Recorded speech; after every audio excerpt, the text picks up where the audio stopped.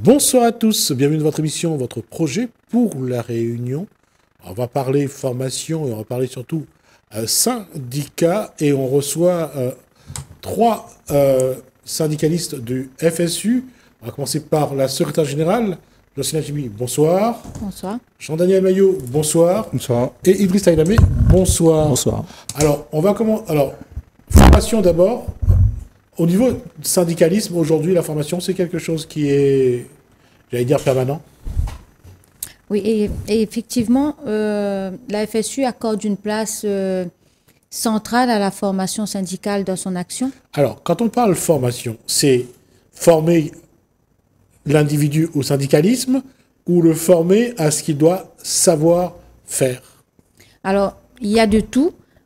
Ces formations ont pour objectif de donner des connaissances syndicales, développer une culture commune, renforcer les capacités d'action et favoriser l'émancipation individuelle et collective.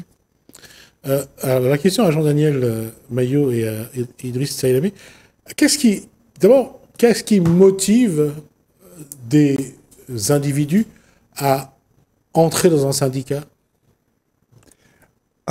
Moi, si je peux répondre comme ça, avant tout, c'est pour leur défense, pour leur savoir comment s'en sortir s'ils ont un problème, sur l'évolution de leur carrière, toutes les thématiques qui touchent vraiment à leur carrière ou à leur évolution dans l'administration. Quel tremplin ils ont aussi par rapport à la territoriale, s'ils veulent passer dans une autre collectivité ou dans une autre administration, État ou fonction publique hospitalière. Alors, si je me tiens à ce que dit Jean-Daniel Maillot, c'est une connaissance un petit peu de son environnement, quoi. C'est tout ça, oui. Avant tout. Connaître vraiment ses droits et ses devoirs. Donc, c'est ça l'agent qui cherche avant tout. En général, quand il est recruté, il n'est pas vraiment informé de ce qu'il a droit, quoi. D'accord. Et Idriss Taïlamé, la même posture ou bien? Oui, mais en résumé, pour l'agent, c'est la curiosité. La curiosité, c'est-à-dire qu'il rentre dans un nouveau corps de métier, la fonction publique territoriale, fonction publique d'État et hospitalier. Mais moi, je dis qu'il faut que les gens se syndiquent. Pourquoi? Comme explique mon collègue Daniel, déjà pour se défendre, déjà être un groupe vis-à-vis de l'administration, parce que l'administration ne fait pas de cadeaux. Parfois, il est arrangeant, parfois non, il ne fait pas de cadeau. Et surtout, c'est par curiosité, c'est-à-dire de tout savoir sur les droits et les devoirs et tout savoir ce qu'on doit faire, ce qu'on peut faire, ce qu'on ne peut pas faire. Et ça, on ne l'apprend pas, ça. Quand on signe qu'on passe un concours et tout, on ne l'apprend pas et on doit l'apprendre. Et le syndicat, lui, ça fait des années qu'il est là et donc il peut vous aider. Qu'importe le syndicat, comme je dis souvent, mais il peut vous aider. Alors, la question à vous trois, pour vous, votre définition du syndicaliste, c'est quoi? C'est quoi une ou un syndicaliste? Je suis Nachimi, c'est quoi être une syndicaliste? Qu'est-ce que vous faites tous les jours? Alors, tous les jours, on accompagne les agents dans leur démarche, que ce soit sur les dossiers individuels, mobilité, etc. Et oui, mais quand on dit on accompagne, c'est pour leur faire connaître leurs droits et devoirs ou c'est pour les protéger de ce qu'ils ne savent pas? Lequel est le plus vrai? Déjà, l'un et l'autre, c'est-à-dire ce qu'ils ne savent pas, parce que s'ils ne savent pas, ils vont faire l'erreur demain, ils vont faire des erreurs, alors que, si on les avait informer les gens de connaître les droits, ça permet d'éviter de faire des erreurs demain. Ouais. Il y a des choses, ce qu'il faut bien comprendre pour le syndicalisme, pour moi, si on me pose la question, c'est quoi le syndicalisme? C'est déjà être passionné pour ce qu'on fait. Parce qu'on le fait, parce qu'on a envie de le faire et on a envie de défendre son prochain. Avoir ça comme fibre. Avoir ça comme fibre, de défendre son prochain. Mais après, on défend son prochain comment? Parce qu'on peut défendre son prochain, mais si on n'a pas l'organisation qu'il faut, si moi je vais tout seul devant la DRH, je ne serai pas représenté. Il y a une réglementation, c'est le syndicat. Donc, si défendre son prochain, pour moi, c'est la priorité. Et après, comme on dit, c'est la connaissance, l'information. Tous ces trucs-là nous permettent les gens d'éviter de faire des erreurs et ça fait gagner des années. Avant de revenir, d'aller chez Jean-Daniel Maillot, je reviens à Jocelyne Adjimi. Quand on est face à un chef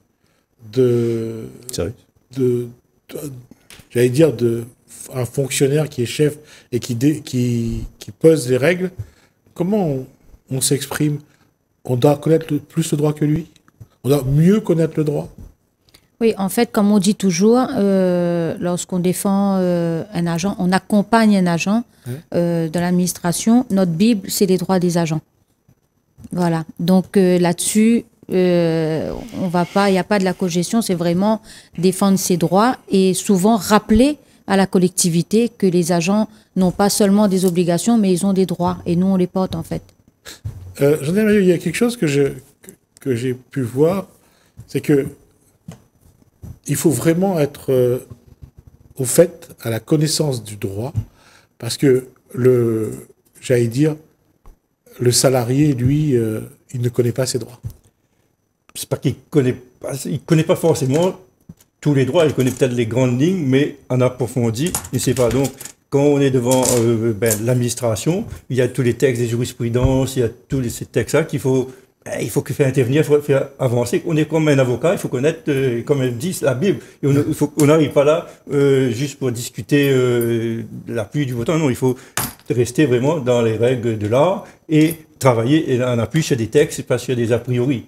Et donc, à partir de là, on arrive à défendre, à mieux accompagner nos collègues, nos camarades envers l'administration. La formation, c'est la meilleure arme pour transmettre le savoir. Oui, tout passe par la formation, comme on dit toujours. Oui. Et on fait des formations sur tout, les droits et les obligations des fonctionnaires.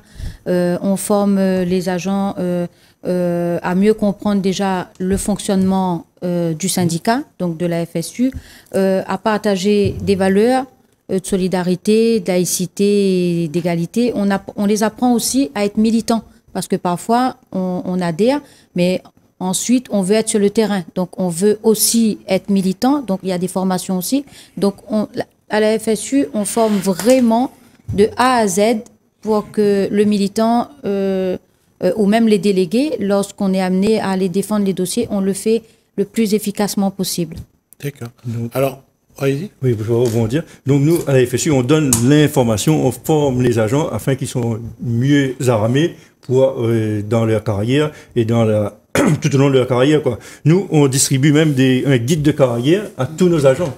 D'accord. Donc c'est comme une Bible. Donc là-dedans, il y a toutes les informations. Nous, on ne va pas garder les informations pour nous, personnellement, en tant que militants, en tant que responsables de section ou de syndicats nationaux. Donc nous, on donne toutes les informations nécessaires. À partir de là, l'agent peut voir qu'est-ce qu'il a droit, qu'est-ce qu'il n'a pas le droit, et s'il n'a pas le droit, soit le faire intervenir, et soit si lui-même il a la capacité d'intervenir auprès de l'administration pour demander tout ce qu'il a le droit. Donc ça c'est le but. Nous, on ne garde pas nos informations. Nous, on distribue au contraire, on donne, afin que les agents soient mieux informés, mieux formés dans leur carrière. Ils ne restent pas attentifs, quoi. Je dis, quand je vous écoute, ça veut dire qu'il y a une vraie connaissance de votre environnement professionnel. Et il y a cette connaissance de l'environnement professionnel, et il y a aussi la connaissance politique que vous devez avoir. Et ça veut dire quand même que vous devez être au fait de tout ce qui se passe et de l'évolution des choses, de l'évolution des textes, par exemple, surtout. Ah oui, donc on travaille dessus. Chaque texte sort officiel, au journal officiel, on est dessus, on essaie de travailler dessus afin d'être au courant de l'évolution et ainsi de suite. Maintenant, si on n'arrive pas, on essaie de demander plus haut. Chez nous, on est départemental, on a nos conseils nationaux qui peuvent aussi nous former, parce que nous, on ne connaît pas. Alors, on revient à la formation, puisque c'est quelque chose de permanent que vous devez faire. Alors, le prochain que vous allez... C'est le 7 novembre à Saint-Suzanne, on va faire une formation sur la retraite, sur comment utiliser le site inforetraite.fr. Ce site est mis à disposition des salariés, soit du privé ou de la fonction publique. Nous, qui concerne le plus, c'est la fonction publique territoriale. Donc, amener l'agent, comment l'utiliser. Donc, voir qu'est-ce qu'il y a sur le site, comment entrer sur le site, avec quel mot de passe, et ainsi de suite, afin de pouvoir avoir à la fin une estimation de sa retraite au plus près, quoi. En tenant compte de la réforme de retraite qui a été retirée ou d'un texte qui a été auparavant. Le site est mis à jour continuellement. Donc, nous, jusqu'au 7 novembre, donc il n'y a pas de, pour l'instant, il n'y a pas d'apparition au journal officiel, donc on va baser sur les 172 trimestres. Bon, maintenant, je pense que les textes vont être validés si, comme le Premier ministre a dit, donc au mois de décembre, s'il est voté. Donc, à partir de là, le site sera toujours remis à jour. Et donc, au lieu de 172 trimestres, il y aura 171 trimestres, 169 trimestres, un truc comme ça. Donc, l'âge légal va, au lieu de, aujourd'hui, pour nous, c'est la base qu'on va aller sur le 7 novembre. Ce 7 novembre, c'est 172 trimestres et 64 ans, l'âge de la retraite. C'est ça, c'est qui est officiel aujourd'hui. Donc, nous, on va pas, même si on est contre ou pour, non, on va utiliser le site comme ça soit l'âge départ réel. Alors, une question d'ordre général, et à vous trois. Quelles sont les questions qui reviennent les plus souvent de vos militants, des gens qui sont adhérents donc au syndicat? Qu'est-ce qu'ils vous demandent le plus souvent? Qu'est-ce qu'ils ne savent pas et qu'est-ce qu'ils veulent savoir sur leur prochaine retraite? En général, ce qu'ils ne savent pas, c'est leur relevé de carrière. Donc, ils ne savent pas vraiment où aller chercher. Alors, sur ce site-là, dès qu'on va sur le site, on a directement notre relevé de carrière. Donc, on sait les nombres d'années qui nous manquent et les années où on n'a pas travaillé, où on a travaillé, mais ce n'est pas enregistré sur le site. Donc, ça, c'est une des premières questions qui nous demandent, c'est le relevé de carrière, où ça se trouve, comment ça se fait, et puis le nombre de trimestres. Combien de trimestres qu'il faut pour pouvoir partir avoir un taux plein et par l'âge légal. Moi, les questions qu'on me pose, les agents au niveau des routes, je travaille à la direction générale des routes, c'est combien ça touchait. Combien ça touchait comme ça arrive à la retraite. Ouais. C'est la question qu'ils posent. Ouais. Je vais mettre les pieds dans le plat. Et vous allez continuer après, Idriss Taïlami. Oui. Généralement, quand on leur monte la retraite, c'est un coup de bâton. C'est un coup de bâton. Parce que entre ce qu'ils gagnent aujourd'hui et la retraite qu'ils vont avoir, c'est un coup de bâton. C'est un coup de bâton. Comme on dit, en général, les gens qui sont arrivés dans la fonction publique, passant un concours ou par le biais de la fonction publique territoriale, les gens, ils ne sont pas rentrés à 20 ans. Ils sont arrivés à 40 ans, 45 ans, 35 ans. Donc, ce qu'ils vont avoir, c'est qu'ils vont avoir une retraite partielle de la fonction publique territoriale, ce qui veut dire qu'ils ont travaillé un peu dans le privé et il y aura le mélange des deux. Pour avoir une bonne retraite, dans la fonction publique territoriale ou d'État ou hospitalier, il faut avoir commencé jeune et faire les 42 ans, 42 annuités pour les gens qui sont nés à partir de 68 et plus. Mais c'est cette période-là, ça te permet d'avoir une retraite décente. On va parler d'indexation. Il n'y a plus d'indexation. Il n'y a plus d'indexation. Ce qui veut dire que quand on fait un calcul de base, on va dire qu'on va sur 75% pour la fonction publique, parce que nous, c'est un syndicat, on occupe de la fonction publique et plus. Mais sachant qu'il y a les 75%, il y a aussi les 35% de vie chère. Ouais. On va enlever les 35% plus les 75%, et si vous n'avez pas une retraite taux plein, vous serez à 50%. 50%, non pas. On rentre dans les chiffres, du salaire, mais de la retraite. De salaire de métropole. Ouais. Parce que c'est calculé sur le salaire de métropole, non indexé. Donc, c'est-à-dire que souvent, quand j'explique les gens et que je fais vite fait un calcul qui est rapide, les gens ils voient le salaire, au lieu de partir plus tôt, à 62, à l'époque 64, maintenant, ils disent, mais il faut faire continuer. Il faut faire continuer pour aller jusqu'à 67. Au moins, il va toucher un tout petit peu plus, mais il n'y aura pas de décote. Donc, il sera obligé d'aller jusqu'à 67 ans. Et ce qui est malheureux. Oui, je vais juste rajouter. Donc, moi, lorsque j'accompagne les agents, c'est surtout dans l'inverse. Jocelyne, j'ai l'âge de départ à la retraite, mais je veux travailler encore parce que, comme j'ai commencé à travailler très tard, donc je n'ai pas aussi parfois le nombre de trimestres, mais même pour les gens qui ont suffisamment de trimestres pour partir, ils ne partent pas parce qu'ils vont plus s'en sortir avec l'inflation, etc. Donc il dit, Jocelyne, accompagne-moi, mais pour rester le maximum de temps dans la collectivité aussi. Juste avant, j'allais dire, souvent ils ont encore des crédits.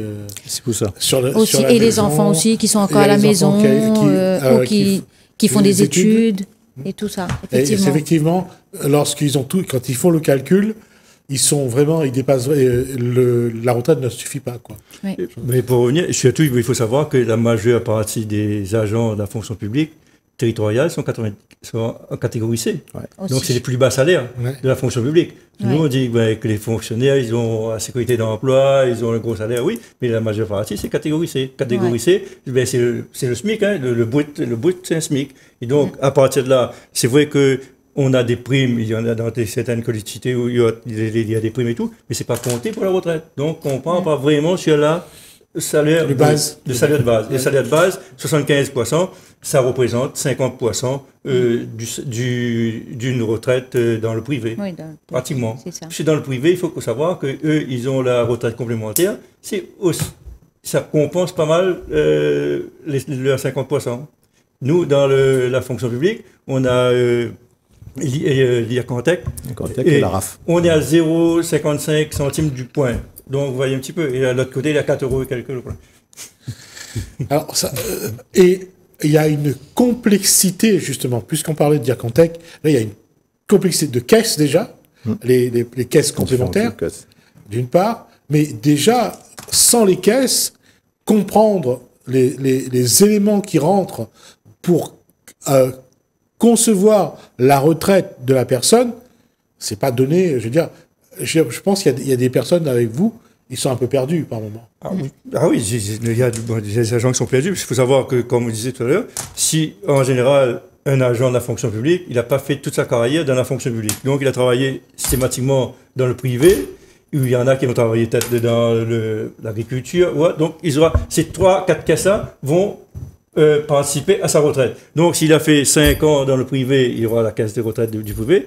S'il a fait en tant qu'indépendant, il aura 2 ans dans l'indépendant. Tout ça va additionner pour qu'il puisse avoir les 172 trimestres. Donc, à la fin, s'il a tout avec, il aura 172 trimestres. Donc, il aura le taux plein dans la fonction publique proportionnellement au nombre d'années qu'il a travaillé, proportionnellement les 50% proportionnellement dans le privé et dans l'indépendant. Donc, à la fin, il aura... Donc, au final, s'il a cotisé dans 3 caisses, il aura 3 petites retraites sur son relevé de compte. Alors, il n'y aura pas une seule. On ne pourra pas expliquer, dans le temps qu'il nous reste, il nous reste à peu près 5 à 6 minutes pour continuer.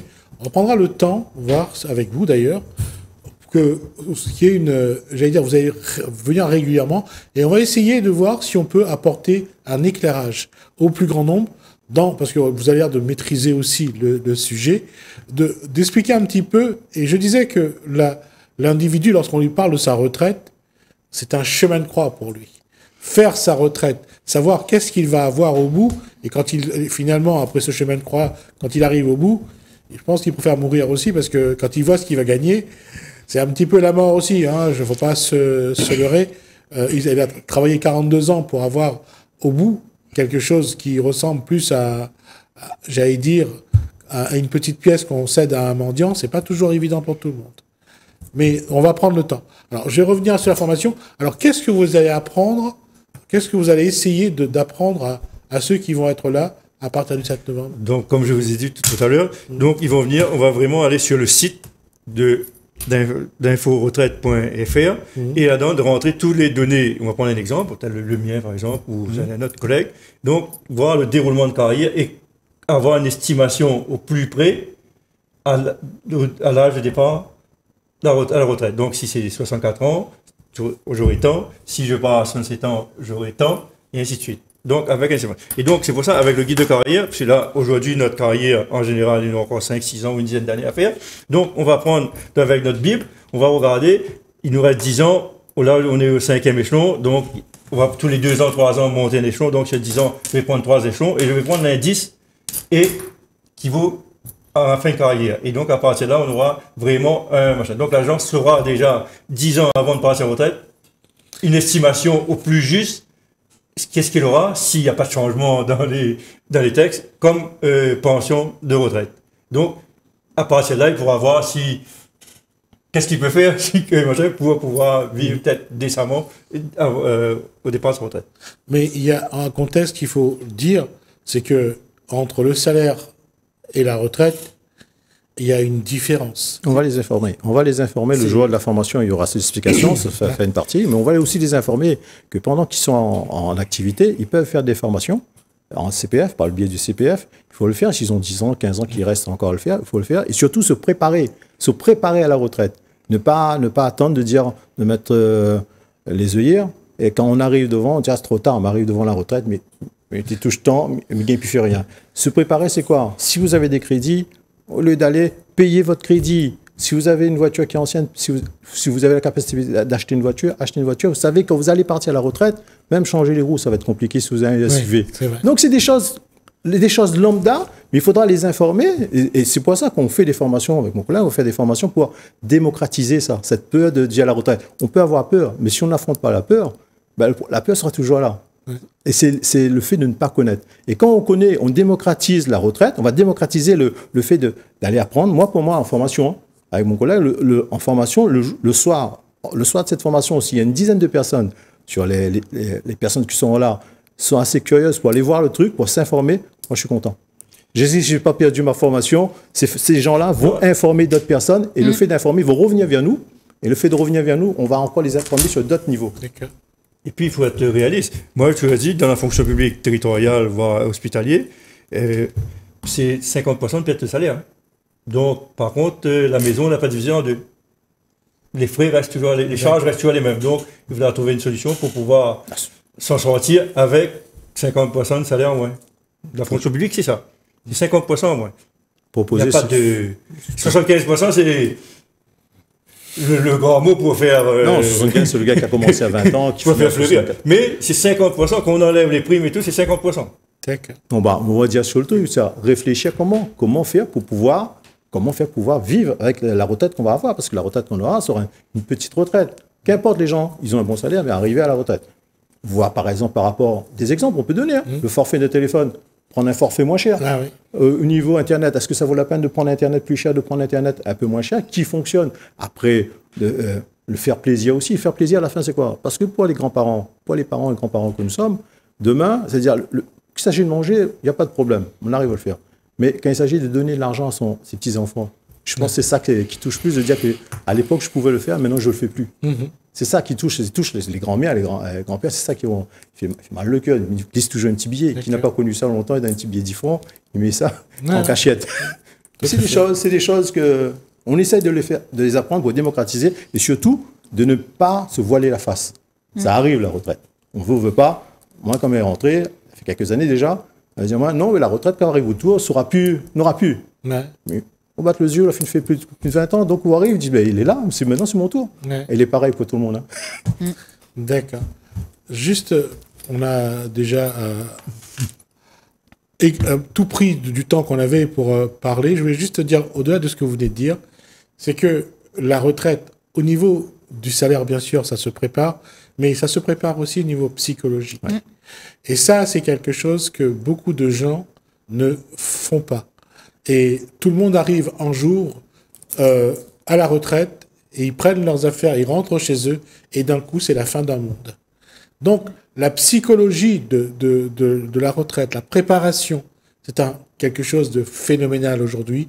Et on abordera ce sujet-là avec vous, bien sûr, encore, mais on prendra le temps de le faire correctement. En tout cas, merci, Jocelyne Lachimi, merci Jean-Daniel Maillot et merci Idriss Tailamé du FSU. Merci à vous de nous avoir suivis. Merci Alain, merci François, je vous dis à bientôt.